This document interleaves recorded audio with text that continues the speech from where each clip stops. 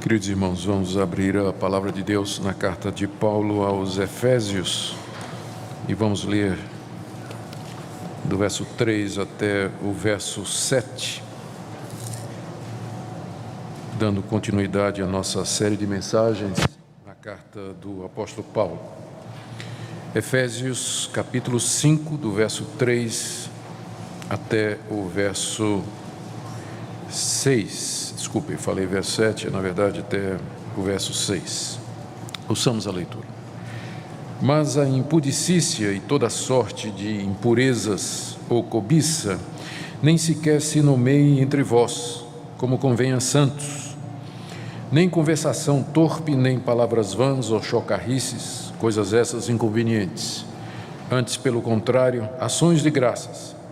Sabei, pois, isto: nenhum incontinente ou impuro ou avarento, que é idólatra, tem herança no reino de Cristo e de Deus. Ninguém vos engane com palavras vãs, porque por estas coisas vem a ira de Deus sobre os filhos da desobediência. Até aqui a leitura da palavra de Deus. Oremos mais uma vez, pedindo a iluminação do Espírito Santo para a exposição da palavra. Nosso Deus, nós estamos diante da Tua palavra. É como espada de dois gumes que penetra até o mais íntimo do coração, da mente, e discerne, ó Deus, todas as nossas faculdades, os nossos pensamentos e motivações. Nós pedimos que essa palavra seja usada pelo Espírito Santo nessa noite, na conversão de pecadores, na edificação dos santos, na transformação de vidas. Pedimos que o Senhor traga encorajamento aos desanimados, novo ânimo aos abatidos, conforto aos que sofrem, instrução aos desejosos de aprender e correção aos soberbos. Nós pedimos, ó Deus, que Tua palavra cumpra o que Te apraz e faça aquilo para o qual o Senhor a designou. Te damos graças por todos que aqui se encontram nessa noite. Nós pedimos ao nosso Deus que também Teu Espírito Santo esteja agindo em todo lugar onde Tua palavra, nessa noite, verdadeiramente está sendo pregada e anunciada. Que Tu recebas toda a glória e Teu povo seja abençoado. Pedimos em nome de Jesus. Amém. Nós estamos, queridos, dando continuidade à exposição da parte prática da carta aos aos Efésios. Aqui o apóstolo Paulo está mostrando aos Efésios como aplicar na prática aquela dinâmica da santificação que ele explicou no capítulo 4, de 20 a 24. Lá ele comparou a santificação na vida diária ao trocar de roupa. Nós nos despojamos da roupa usada durante o dia, nós nos renovamos e aí nós colocamos uma roupa limpa. Paulo usou essa metáfora, essa figura do dia a dia, que é conhecida de todo mundo, para explicar que a santificação cristã, ela funciona da mesma forma. Todo dia nós temos que tirar, nos despojar da velha natureza, do velho homem, do pecado e das suas obras, nos renovar através dos meios de graça, leitura da palavra e oração, comunhão com os irmãos, e nos revestir de Cristo e de tudo aquilo que Cristo procurou para nós na cruz, e também as virtudes que estão relacionadas com isso. Em outras palavras, é como um andar, são dois passos sempre, não é? Na vida cristã a gente não vai pulando num pé só, mas a gente anda. Então um passo, outro passo, um passo, outro passo. Um passo negativo, dizendo não para o pecado, e seguido um passo positivo, dizendo sim para Deus. E como é que isso funciona na prática? É o que Paulo começou a explicar aí no capítulo 4, a partir do verso 25. Ele falou, por exemplo, que nós não devíamos mentir, é o negativo, né? Não mintam, mas digam a verdade. Não furtem, negativo, mas trabalhem, fazendo com as mãos o que é bom. Não usem palavras torpes, palavras tolas, palavras inúteis, mas falem palavras que edificam. Sempre os dois passos. Não faça isso, mas faça isso. Nós lembramos aos irmãos na última vez que esses dois passos são essenciais para nós termos uma vida cristã equilibrada. Se a gente enfatizar só o não A gente vai definir o cristianismo como sendo uma religião que tem aquela lista de coisas que a gente não pode. A ética cristã fica definida como, tipo assim, olha, ser crente o que é o crente? O crente é aquele cara que não mente, não rouba, não joga, não fuma, e a gente tem aquela relação, não bebe, tem aquela relação completinha do que é o crente. E conhece esse tipo de definição de cristianismo? Pergunta aí no pessoal na rua, o que é o evangelho? O evangélico é aquele que não faz isso, não faz isso, não faz isso, não faz isso, não corta cabelo, mulher não usa calça comprida, homem não pode usar barba. Então, as pessoas às vezes definem o cristianismo só negativamente. Eu não estou dizendo que nós não temos nãos, não farás isso na vida cristã, mas a questão é que a ética cristã, a vida cristã, ela é mais do que isso. É não somente não fazer isso, mas fazer o que é certo. Seria tão bom se a gente ouvisse as pessoas definindo o evangélico, o cristão, como sendo aquela pessoa que diz a verdade, que trabalha muito para poder ajudar os outros, é uma pessoa que só fala coisas que edificam. Em vez de nos definirem negativamente, eles nos definissem positivamente, porque na verdade esse é o quadro que o apóstolo Paulo está nos apresentando aqui.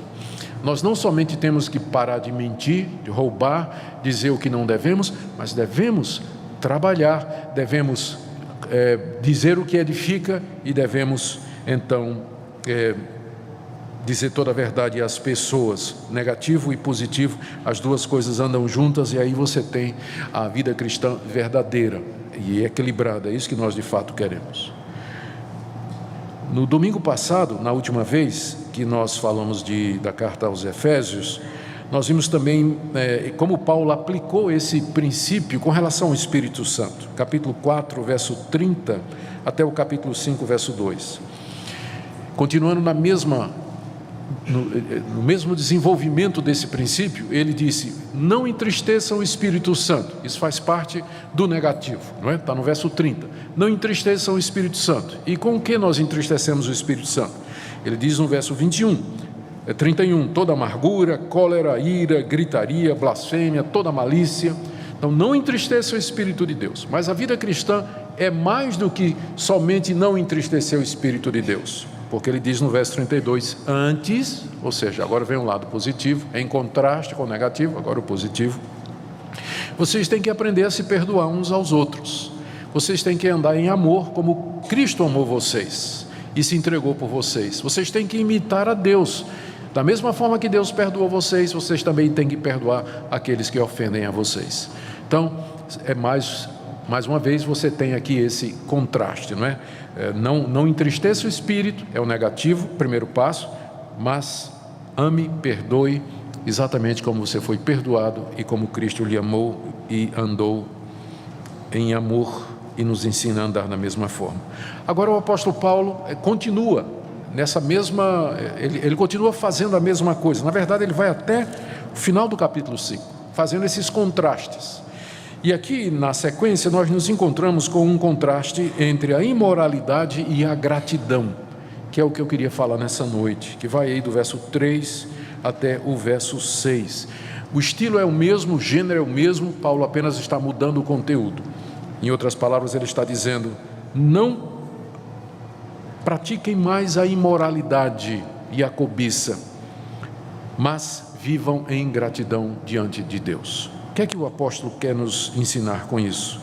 Eu chamo a sua atenção então para esses versículos, orando para que Deus nos auxilie a compreendê-los e que nós possamos aplicá-los no dia a dia, na nossa vida prática.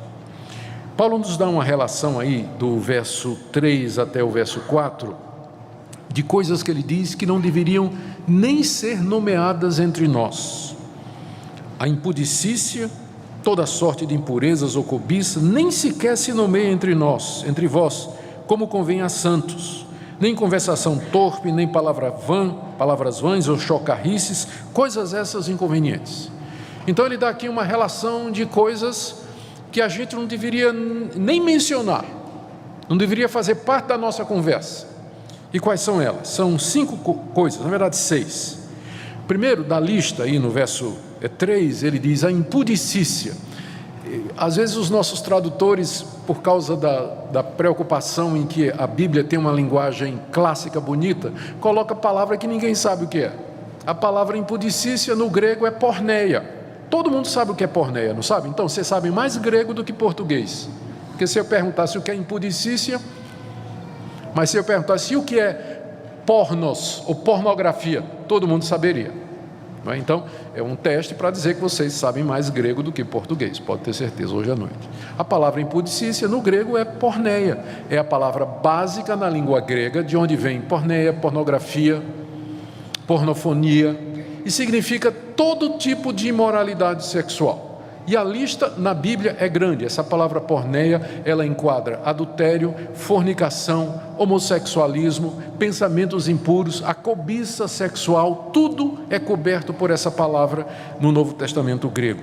Então, primeiro Paulo a usa de uma forma muito geral, não é? Ele diz, olha, isso é o tipo de coisa que não pode nem se nomear entre vocês, a imoralidade sexual. A imoralidade sexual, toda sorte de imoralidade sexual.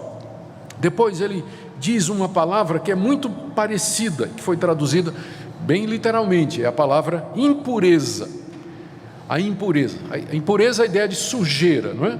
Aquilo que é sujo, aquilo que contamina. Essa palavra, ela vem lá da linguagem sacerdotal e levítica do Antigo Testamento. Quando uma pessoa era tornada impura, porque ela quebrava alguma lei de Deus, ela tinha que ser purificada através do sangue de sacrifícios de animais que eram oferecidos no altar por um sacerdote. Então, é uma palavra que era muito carregada de teor religioso, né? Uma pessoa impura no Antigo Testamento e também até no Novo, na época de Jesus, era uma pessoa que ela não podia mais ter contato com outras até que ela fosse completamente purificada.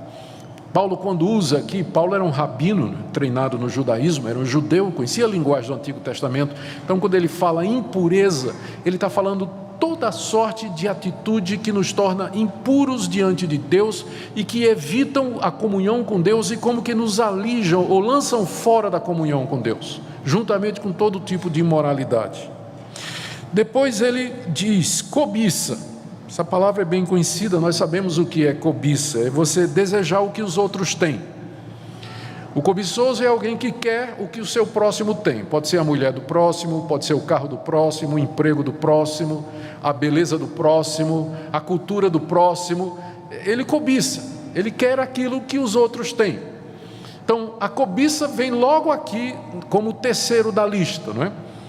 Depois, Paulo menciona a conversação torpe. Já entramos aqui no verso 4. Que quer dizer simplesmente aquele tipo de conversa indecente, obscena, que as pessoas costumam, às vezes, no seu trabalho, no dia a dia, é muito comum. Aí vem o palavrão, expressão chula, não é? O que Paulo aqui, a Bíblia chama de conversação torpe, não é? Essas conversas indecentes, carregadas de conteúdo erótico, às vezes de observações maliciosas. Paulo diz, isso não deve nem ser nomeado no meio de vocês. Depois ele menciona, ainda no verso 4, as palavras vãs, ou que quer dizer palavras tolas, é bobagem. Às vezes a gente não é necessariamente imoral, mas a gente diz um monte de bobagem. Diz um monte de tolice, não é que não edifica ninguém, fica falando bobagem. A gente sabe o que é isso, às vezes tentar definir o óbvio só complica, não é? E Paulo termina a lista aí no verso 4, dizendo chocarrices. Chocarrices simplesmente quer dizer uma piada sem graça e de conteúdo sujo, uma piada imoral, né? Que é um gracejo imoral que as pessoas costumam contar e dizer. Paulo, pelo que nós já vimos aqui, o que Paulo está dizendo é que este é o tipo de atitude, de coisa que a gente tem que mortificar, a gente tem que dizer não para isso, faz parte do despiste, é o que a gente tem que tirar de nós todo dia, é o tipo de comportamento que a gente não quer ter, nós não queremos praticar estas coisas. Na verdade, ele diz aí no verso 3, que esse é o tipo de coisa que não se deve nem nomear. O que seria nomear? É você ver uma piada, por exemplo, Um colega seu te manda uma piada no WhatsApp, imoral a piada, tem um palavrão lá, uma frase lá que é indecente e tudo. Você achou graça, não foi você que fez, mas você achou engraçado, aí você compartilha. Esse tipo de coisa não devia nem ser nomeado entre nós, não devia nem ser mencionado, muito menos compartilhado, né? Aí o pessoal sai compartilhando. Ele vai dizer assim, mas não fui eu que disse, não fui eu que escrevi, não fui eu que contei, mas compartilha. Esse tipo de coisa não devia nem ser nomeado. Gente, nós não estamos sendo puritanos, né? Ou fundamentalistas na nossa ética. Se isso está aqui na Escritura, é porque tem uma razão. E a gente pode começar com essa muito simples que Paulo diz aí no verso 3. Isso não convém a santos. A Bíblia diz que nós somos santos, não no sentido de que a gente não tem pecado, mas no sentido de que nós somos separados por Deus do mundo para sermos o seu povo. E que Deus começou em nós esse processo de santificação que vai terminar na glória. Então não convém para quem foi eleito de Deus, chamado pelo Espírito Santo, por quem Jesus morreu, que foi lavado no sangue de Jesus, que tem o Espírito Santo morando nele, que conhece a palavra de Deus, sabe as ameaças de Deus. Não convém a uma pessoa estar fazendo esse tipo de coisa que é contra o caráter de Deus. Não convém. Se você quer uma razão, pelo menos essa. Paulo vai dar mais umas 3 no final, mas já vou adiantando essa. Se você quer uma razão para não fazer isso. As pessoas dizem, pastor, não seja tão radical, hoje em dia todo mundo fala assim. E eu sei, mas nós não somos todo mundo. Nós somos povo de Deus. Fomos chamados por Deus para fazer a diferença. Às vezes as pessoas pensam que a maneira de ganhar o mundo é a gente falar como o mundo, se vestir como o mundo, se divertir como o mundo, caminhar como o mundo, viver como o mundo, e para todo lugar que o mundo vai, a gente acha que isso vai estabelecer uma espécie de ponte entre a igreja e o mundo, e que o mundo então vai ser atraído para nós. Na história, o que a gente vê é o contrário. Quando a igreja faz essas pontes, não é o mundo que vem para a igreja, mas a igreja que vai para o mundo. Essa é uma parceria onde sempre a igreja perde. A igreja é contra cultura, sempre foi contra cultura. Ela não vai com a maioria. A maioria da sociedade sempre quer aquilo que é contrário a Deus. É isso que a Bíblia ensina. Todos pecaram, carecem da glória de Deus. O mundo está no maligno. Nós estamos no mundo, mas não somos dele. Então, nós somos contra a cultura mesmo. Nós não vamos estar falando palavrão, contando piada imoral, compartilhando foto indecente. Nós não vamos. Não convém a santos. Não convém a santos. Bom, é claro que quando Paulo diz que a gente não deve nem falar estas coisas, ele está excetuando, né? Nós vamos ver aqui que ele vai fazer isso mais adiante. Quando ele diz assim, por exemplo, no verso 11, não sejais cúmplices nas obras infrutíferas das trevas, antes, porém, reprovai-as. Então, a única exceção a essa regra é quando você vai tomar essas coisas para você corrigir um irmão. Aí você vai ter que nomear, né? Aí você vai ter que dizer, aí você vai ter que mencionar. Dizer, fulano, esse WhatsApp que você mandou para mim, ou esse e-mail que você mandou para mim, essa foto que você compartilhou comigo, estão convém, meu irmão. Então, nesse caso, você vai ter que nomear, não é? Você sabe aquela, ou então, não é? Eu estou falando digitalmente, mas pessoalmente também, não é? Você sabe essa piada que você acabou de me contar? Ela não tem a menor graça, irmão. Porque ela é ofensiva ao Espírito de Deus, você não sabe disso. Então você tem que, nessa situação você tem que nomear. Mas quando Paulo diz que isso não faça parte da conversa de vocês, é no sentido de que você cita, que você compartilha, que você aprova, que você ri concordando, não é? Então é nesse sentido que ele está dizendo que isso não deve ser nem nomeado entre nós. Bom, e o que é que nós devemos fazer, então, em contraste? E aqui nós nos deparamos com uma declaração surpreendente do apóstolo Paulo. Porque imagina, Paulo está dizendo assim, olha, nem fala coisa imoral, né, o negativo, nada de imoralidade e de cobiça no meio de vocês. Antes, a gente imaginaria o quê? Santidade de vida, alguma coisa do tipo. Mas olha o que é que ele coloca como antídoto. Ações de graças. Está aí no verso 4. Nem conversação torpe, nem palavra vã, chocarrice, coisas essas inconvenientes. Antes, pelo contrário, ações de graça. Em que sentido a ação de graça é o oposto da imoralidade e da cobiça? Eu creio que se a gente pensar um pouquinho, a gente descobre. Ação de graça significa atitudes de gratidão. O nome já está dizendo, né? Atitudes e ações que demonstram que eu estou satisfeito, estou grato a Deus pelo que eu tenho. É a maneira de viver de uma pessoa que está feliz com o que ele é, com o que ele tem, está satisfeito, agradece a Deus o carrinho dele, agradece a Deus a esposa que Deus lhe deu, agradece a Deus o emprego que ele tem, agradece a Deus a cara feia que ele tem. Ele agradece a Deus, ele está contente, ele sabe que Deus é o soberano de todas as coisas, que Deus está no controle de todas as coisas, então ele está feliz. Não quer dizer que ele não vai se esforçar um pouco mais, né, para subir na vida, um emprego melhor, comprar um carro melhor, ou quem sabe dar um jeito na cara dele, ou melhorar. Ele pode fazer um monte de coisa, entende? Mas ele pode fazer isso por outra razão, não porque ele diz assim: puxa vida, Deus me fez essa pessoa, eu não aceito essa maneira que Deus me fez, essa mulher que Deus me deu, não aceito essa mulher, vou arrumar uma outra melhor. Não. A pessoa que está grata a Deus, ela não vai cobiçar a mulher do próximo, essa pessoa não vai cobiçar o marido da próxima, não vai cobiçar o carro, o emprego, nada do próximo. Por quê? Porque a vida dela é ação de graças, ela está feliz, ela está grata a Deus pelo que ela tem. Então é nesse sentido que a gratidão é o oposto da imoralidade.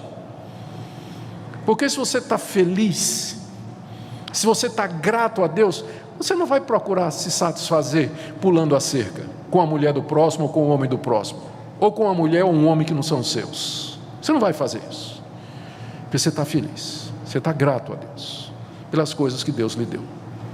Então é por isso que a gratidão é o oposto da imoralidade e da cobiça.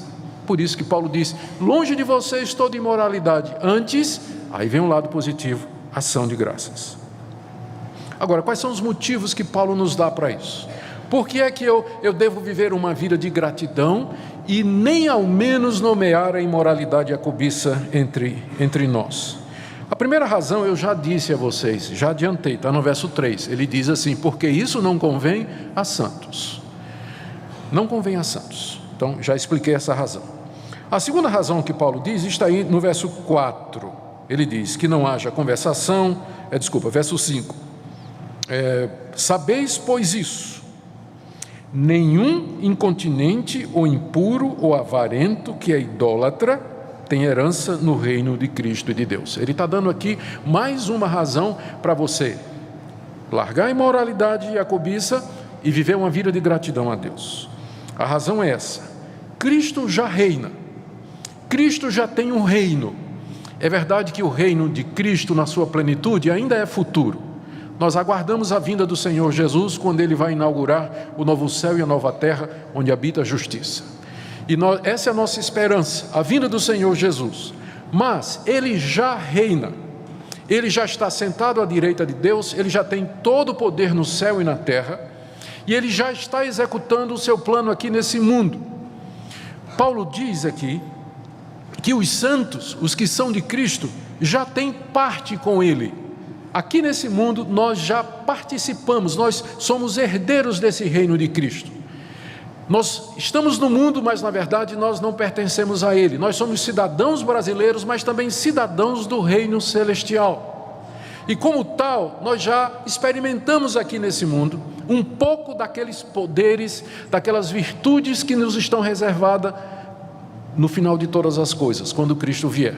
Nós já experimentamos perdão, nós experimentamos um pouco de santificação, amor, paz, tranquilidade, comunhão com Deus, conhecer a Deus e o seu Filho Jesus Cristo. Todas estas coisas nós já experimentamos aqui. É isso que significa ter parte ou ser herdeiro do reino de Cristo, porque Ele já reina. E o reino dele já irrompeu aqui nesse mundo, desde que Ele veio. O que Paulo está dizendo aqui é que determinadas pessoas não podem entrar no reino de Cristo, não podem fazer parte do reino de Cristo. Ele dá a relação aqui, olha: saibam isso, nenhum incontinente, todo mundo sabe o que é incontinência, é falta de domínio. É falta de domínio próprio, de você se controlar. Você simplesmente não consegue se controlar. Então a incontinência aqui é nessas áreas que foram mencionadas. A pessoa que simplesmente não tem controle sobre os seus desejos sexuais, sobre os seus impulsos sexuais, por exemplo, ou o desejo de ter aquilo que não lhe pertence. Então a pessoa que não se controla, Paulo está dizendo, essa não tem parte no reino de Cristo. Por quê? Ora, porque um dos privilégios de ser de Cristo é ter o Espírito Santo em nós. E o fruto do Espírito é o quê? Domínio próprio. Domínio próprio. Então uma pessoa que é descontrolada, ela não consegue se controlar, ela está vendo pornografia o tempo todo, está olhando para as mulheres e cobiçando as mulheres, imaginando coisa o tempo todo, olhando para os homens a mesma coisa, olhando para o carro do vizinho, olhando para tudo que ele vê, ele quer, ele não tem controle disso. Isso é uma prova de que ele não é de Cristo. Eu não estou dizendo que um verdadeiro cristão não possa acontecer isso com ele, mas se acontecer tem que ser exceção. Tem que ser exceção, tem que ser um acidente de percurso. Esse tipo de coisa, a incontinência espiritual, ela não pode ser aquilo que marca a sua vida. Se você vem sendo incontinente espiritual sua vida toda, então alguma coisa está errada. Alguma coisa tem que estar errada, porque ele está dizendo aqui, nenhum incontinente faz parte do reino de Cristo. Não sou eu que estou dizendo, é o apóstolo Paulo. Nenhum incontinente faz parte do reino de Cristo. Ele continua, nenhum impuro. A impureza aqui eu já expliquei, ela está relacionada com a impudicícia, a porneia, é a impureza sexual. E como eu disse, infelizmente, no andar dessa vida, um crente verdadeiro pode tropeçar e cometer uma porneia, uma imoralidade sexual. Infelizmente, ele pode errar, ele pode fazer o que não devia, mas se ele é crente de verdade, ele vai chorar muito, ele vai se arrepender muito, ele vai amargar o que ele fez. Ele vai desejar que Deus o levasse de volta no tempo para que ele pudesse passar por aquele período e fazer a coisa certa, porque ele não quer nunca mais fazer isso. Ele está arrependido, está disposto a assumir as consequências do seu erro, mas o que é impuro, ele continua a fazer a impureza. Ele pode até sentir um pouco de remorso aqui e acolá, mas ele continua na imoralidade, no adultério, na fornicação. Ele continua nesse tipo de coisa. Então esse também não tem parte no reino de Cristo e no reino de Deus. Olha o que é que Paulo diz em terceiro lugar, e nem o avarento, que é idólatra. Ué, em que sentido a pessoa que é avarenta? Avarento é quem gosta de dinheiro, né? E por isso segura o dinheiro. Para separar o avarento do seu dinheiro tem que ser, briga, não é? Tem até aquela expressão, a gente chama de mão de vaca, né? Porque a mão de vaca é um casco fechado. Lá em São Paulo o pessoal definiu o avarento como alguém que era capaz de atravessar o rio Tietê a nado com um sonrisal na mão e o sonrisal não derrete. Fechado assim, não derretia o sonrisal, né? Que é a mão fechada mesmo. Acho que aqui deve ter essa mesma piada que vocês não riram, né? Então já devem ter ouvido isso aqui. Mas por que Paulo diz que o avarento é idólatra? Vocês sabem a resposta. É que na Bíblia o amor ao dinheiro, ele é considerado como um Deus. Inclusive Jesus disse, vocês não podem servir a Deus e a Mamon. Mamon é o nome do Deus dinheiro. Então o dinheiro aparece na Bíblia como sendo rival de Deus. Por que o dinheiro é o rival de Deus? Porque as pessoas, em vez de confiar em Deus, confiam no dinheiro. Em vez de apelar a Deus para resolver os seus problemas, eles querem ter dinheiro para resolver os seus problemas. Em vez de buscar felicidade em Deus, eles vão buscar felicidade no dinheiro. É nesse sentido que, para muita gente, o dinheiro é Deus. E é por isso que a Bíblia diz que o avarento, ele é idólatra. Ele se curva diante do dinheiro como se fosse Deus. Então, se a sua atitude é essa, você pode até professar o cristianismo, se dizer cristão, mas se você sabe que sua vida é assim, gira em torno do dinheiro, você espera dinheiro para ser feliz, para resolver seus problemas, realizar seus desejos, para se sentir seguro. Eu não estou dizendo que a gente não precisa de dinheiro, gente, mas eu estou dizendo, me referindo àquelas pessoas que fazem do dinheiro a sua fonte de confiança, de esperança e de felicidade aqui nesse mundo. Isso é idolatria. E Paulo está dizendo aqui, que o avarento, ou seja, aquela pessoa que ama o dinheiro a ponto de fazer do dinheiro um ídolo, esse também não tem parte no reino de Cristo e no reino de Deus. É o que diz o verso 5. Então, se você quer uma razão para abandonar a cobiça, a avareza e a imoralidade e viver uma vida de gratidão pelo que você tem, está aqui essa razão. Quem pratica estas coisas não faz parte do reino de Cristo, não vai entrar no reino de Deus. Quem vive desta forma, sem controle na área sexual e nessa área também do dinheiro, fazendo o dinheiro um ídolo e um Deus, esse não tem parte no reino de Deus. Mas deixe-me colocar aqui a última razão que Paulo coloca. E eu tenho a impressão que Paulo não leu os livros de psicologia moderna, porque se ele tivesse lido, ele não faria nada do que ele fez aqui. Porque ele está assustando as pessoas com o inferno. Tem uma coisa mais politicamente incorreta do que essa hoje? Pastor, não prega sobre o inferno não, porque aí vai assustar as pessoas vão querer ser salvas para não ir para o inferno. Já conhece essas teorias modernas? O pessoal não falar de inferno, falar da ira de Deus, falar de castigo, pastor. Aí o pessoal vem para a igreja tudo com medo, ninguém quer ir para o inferno, quer todo mundo ir para o céu. Eu prefiro que você vá para o céu assustado do que você ir para o inferno pensando que está tudo bem com você. Porque a razão que Paulo está dando aqui, para você se arrepender e vir a Cristo, é exatamente essa. Porque se você não fizer isso, a ira de Deus vem sobre você. Verso 6. Ninguém vos engane com palavras vãs, porque por estas coisas vem a ira de Deus sobre os filhos da desobediência. Esse é um engano que está presente na história da igreja já há muito tempo. As pessoas pensarem que porque estão na igreja, foram batizadas, fizeram profissão de fé, que aí elas podem continuar nos seus pecados e não sofrer a consequência deles. Às vezes se defendendo ou argumentando assim: não, eu fui eleito, ou eu já fui justificado, então Deus é amor, ou no fim vai dar tudo certo, ou tem gente pior do que eu. As desculpas são muitas.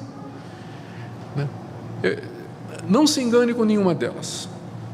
Não se engane pensando que todos são filhos de Deus, porque aqui nessa passagem Paulo menciona filhos da desobediência, que são pessoas que vivem na prática da desobediência, aprenderam com seus pais e continuam da mesma forma, desobedecendo a Deus, quebrando a lei de Deus. Não é todo mundo que é filho de Deus. Ninguém engane você dizendo é todo mundo filho de Deus e no final vai ser todo mundo salvo. Não se engane, porque Deus vai castigar os filhos da desobediência. Também não se engane dizendo assim: Deus é amor, Deus não se ira. Paulo está falando aqui da ira de Deus. O que é que você acha que é a ira de Deus? É Deus levantar uma sobrancelha, olhar assim e dizer e ficar por isso? Você acha que é isso a ira de Deus? A ira de Deus é a manifestação da sua justiça retributiva, em que Deus trata o pecador como ele merece. Eu estou falando do inferno. É isso que a ira de Deus significa. Não se engane pensando que mas isso é uma coisa que vai acontecer no futuro. Paulo está dizendo que a ira de Deus vem, aqui e agora.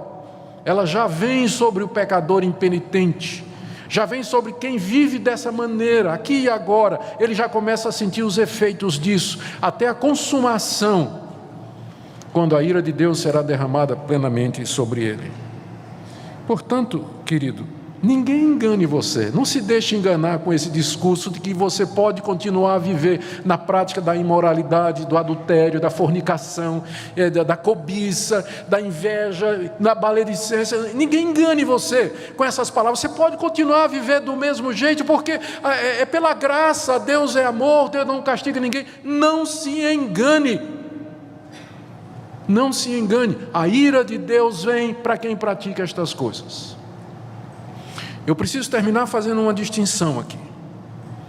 A distinção é entre o crente verdadeiro, que às vezes pode cometer esse tipo de coisa, e aquele que vive na prática dessas coisas. O que Paulo está condenando aqui, Paulo está sentenciando aqui, são aquelas pessoas cuja vida é marcada por isso, onde não há sinal de mudança, não há sinal de regeneração e de novo nascimento. Então não se iluda, se durante a sua vida toda não há arrependimento disso, não há mudança disso, não há desejo de abandonar isso, então você deve muito bem se perguntar se você de fato conhece a Deus e conhece ao Senhor Jesus Cristo. Você pode ser um desses sobre quem a ira de Deus está vindo, mas eu quero lhe dizer nessa noite que só o fato de você estar aqui ouvindo essa mensagem já é um sinal da graça de Deus e do favor de Deus para você. Hoje à noite Deus lhe chama, não importa o quão profundamente você pecou, o quão profundamente você errou, mas nessa noite Deus lhe chama a que você se arrependa dos seus pecados, que você creia no perdão que Deus pode dar ao pior pecador, e você venha para o reino de Cristo, mediante a fé na sua pessoa, no sacrifício que Ele fez na cruz do Calvário. Não pense que nós estamos dizendo palavras vãs. Não pense que nós estamos dizendo palavras vãs. As palavras que nós estamos dizendo aqui nessa noite são palavras da Escritura, não são palavras minhas. Eu estou dizendo a vocês o que é que Paulo está dizendo. E Paulo foi inspirado por Deus, ele está falando as palavras de Deus. Então Deus está lhe dizendo nessa noite: abandone esse caminho, nem se nomeie entre vocês esse tipo de coisa, mas vivam uma vida de gratidão. Talvez você se pergunte: mas onde é que eu vou encontrar forças para isso? É o que eu preguei no domingo passado. Não entristeça o Espírito Santo, porque é dele que vem o poder para isso, ele que habita em nós. Deus nos deu o Espírito Santo exatamente para isso, para que nós tivéssemos poder para dizer não às chocarrices, às palavras injustas, impuras, e dizer palavras que edificam, e fazer aquilo que é correto. Se você de fato se arrepender e buscar a plenitude do Espírito de Deus e se submeter a Ele, eu digo a você nessa noite, em nome do Senhor Jesus, que Deus vai lhe dar o poder para você se levantar, para você quebrar esse hábito pecaminoso, para que você de fato viva uma vida para Ele. Que Deus queira aplicar essa palavra, meus irmãos, ao nosso coração. Que Deus nos dê a graça de sermos conhecidos como o povo que pratica o bem, que vive uma vida reta, uma vida de amor, uma vida de compaixão, uma vida de bênção para outras pessoas. Isso somente é possível quando nós dizemos não para a porneia e a cobiça e dizemos sim para uma vida de gratidão ao nosso Deus. Que Ele nos abençoe. Amém.